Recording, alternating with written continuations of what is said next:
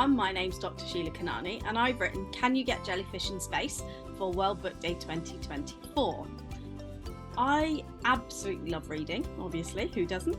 But my favourite place to read, now if I'm reading a real book, not like an ebook or something, then my favourite place to read would be in bed in the daytime with the curtains open and the sunshine coming in and I'm all cosy and warm with a duvet and probably the cat on our lap.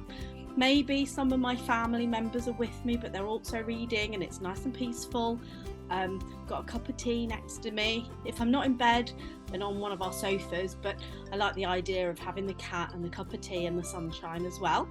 I do also like listening to books when I'm on the move because I don't always have that much time to sit in bed and read a book. So in that case, we live really near a beach, so I do quite like putting the earphones in and listening to an audiobook while I walk down the beach. Let the kids go and play football on the sand and I can listen to my audiobook while we're out and about.